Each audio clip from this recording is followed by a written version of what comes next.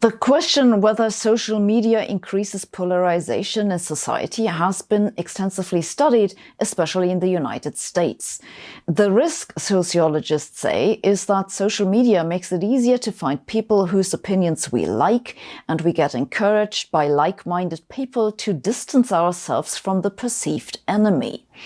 Indeed, in 2018, a leaked internal presentation at Facebook warned senior executives that Facebook algorithms exploit the human brain's attraction to divisiveness, and that if left unchecked, the algorithm would feed users more and more divisive content in an effort to gain user attention and increase time on the platform. Now, it's quite well established among sociologists already that increased levels of polarization in society are associated with an erosion of constructive political debate, social trust, and inter-party cooperation. The question we're interested in here is whether social media increases this polarization. In 2021, researchers from the UK and the US set out to answer the question whether outgroup animosity drives engagement on social media. They analyzed almost 3 million Twitter posts by news media accounts and US congressional members. They found that posts about the political outgroup were shared or retweeted about twice as often as posts about the in-group. And almost all of the posts about the other political camp were negative, leading to more negative engagement. Again, though, you have to be really careful to keep in mind what question the study was asking in the first place, because this finding doesn't necessarily mean that the negative engagement caused polarization to increase. It might just mean that social media is a good platform to live out your feelings. Just which way the causation goes is at the moment rather unclear.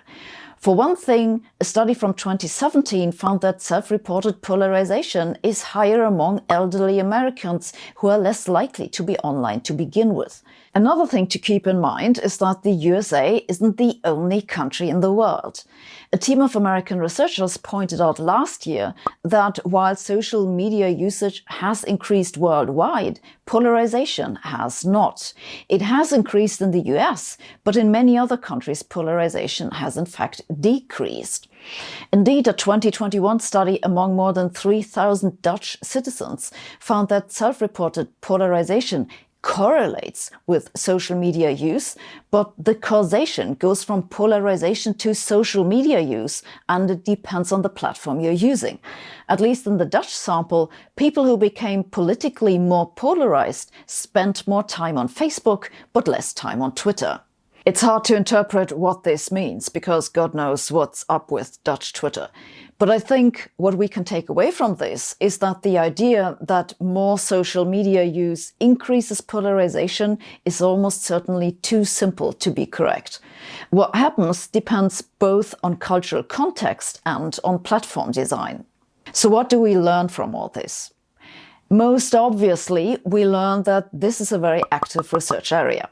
I certainly hope that the results will eventually lead to better algorithms for social media. While we wait for that to happen, I think the best we can do is focus on the part that's in our hands, which is to decide what we pay attention to and what we share.